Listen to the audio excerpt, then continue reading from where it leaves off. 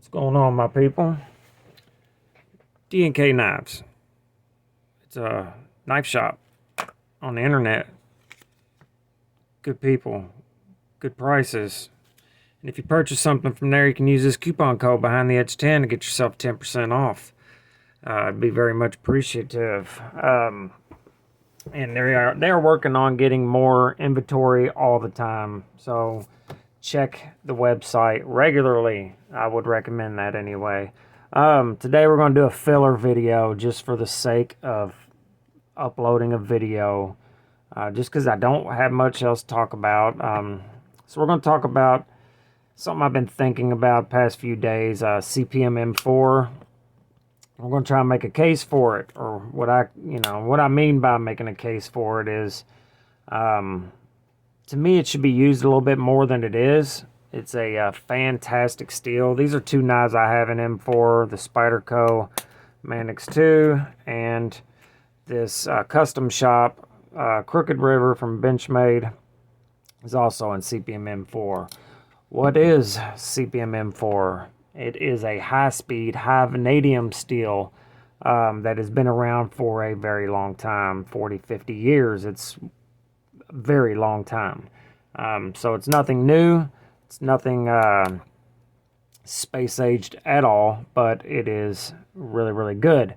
It has a really high impact toughness and wear resistance, high malleable strength and bending strength. So it's used a ton for competition choppers, like chopping knives.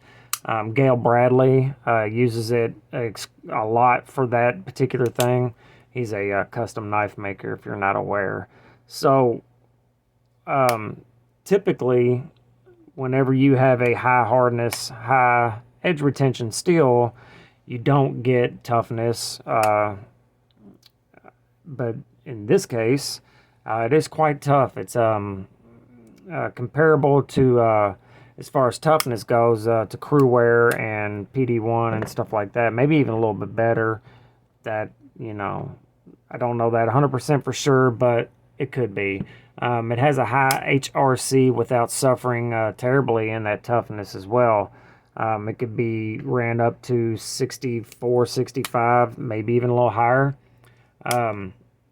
So the edge retention is really good. And usually, like everybody already knows that's watching this video, whenever you run that HRC up, you usually lose a lot of the toughness attributes.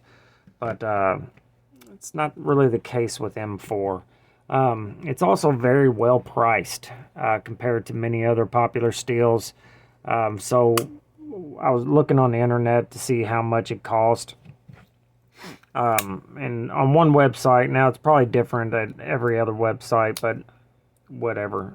One website, you can get a 3-inch bar, 3 inches wide, 36 inches long, and 127 thou thickness for $200. So you could probably make, what, 6-7 knives out of that.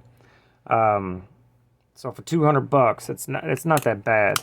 You got steels like 20 CV that are double that price. Not sure how much MagnaCut is, but I do know 20 CV is one of the most expensive steels out there as far as a basic crucible steel.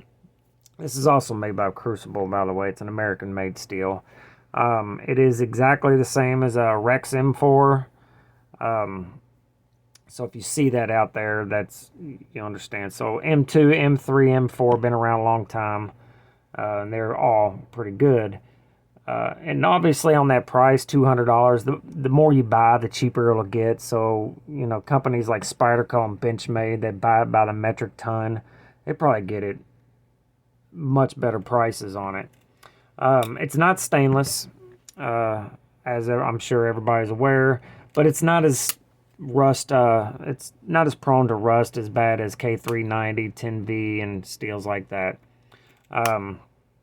So like these two here are coated, but you can get it uncoated, especially from Spyderco, and as long as they have it all depends on the finish on it. So like a high satin, you still don't have to worry about the rusting as much as you would if it was a stone wash, let's say.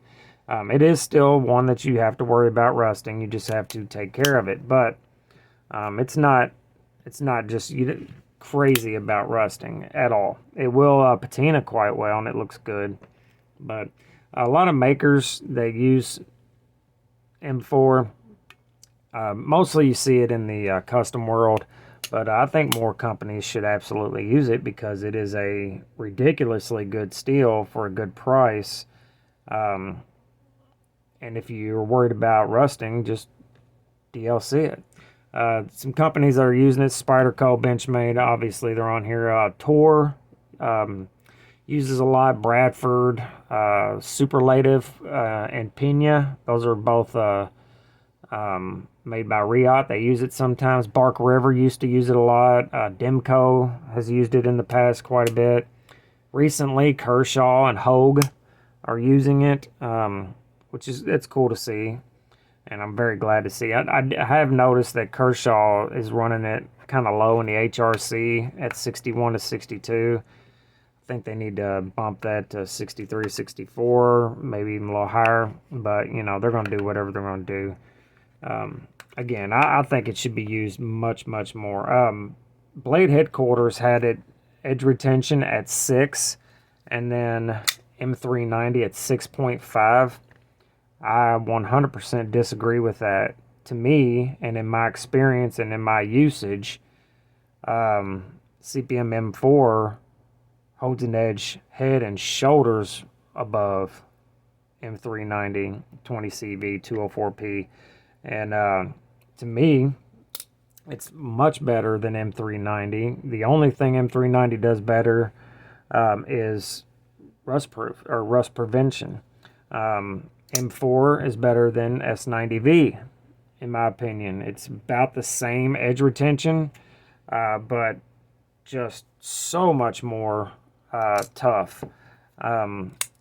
Against another steel that's comparable, the PM60, I haven't had enough use out of this to really know, but I think the PM60 is going to have a little bit better edge retention, but I do know that it's not very tough. Venatus 8 is going to have much better, or not much better, but better edge retention, but also Venatus 8 is not as tough. It's basically the same as 10V and K390. Tell you what, Rex 45 is very similar to M4 as far as how it cuts and how it acts. Very similar. So I don't know. I think they should use M4 much more. It is fantastic. It's an excellent work knife steel. I've been working this knife to death, which, you know, why not? It was $130. You know, the heat treat's good. The grinds are good. It's a Spyderco. You just can't beat it. It's one of the best one and done knives ever, and I've been using the absolute crap out of it. Let me know in the comments what you think about M4, or do you even care, or have you ever used it? Any of that good stuff. And if you'd like to support the channel, there's a link to Patreon in the description, or you can join the membership. Real quick, speaking of membership, Scott Brew 72 is the one who won my members only giveaway. He has not contacted me yet. It's been about a week. And funny enough, the day I did the drawing, a couple hours after the drawing, I went in there on the YouTube app and tried to find him. He is no longer a member.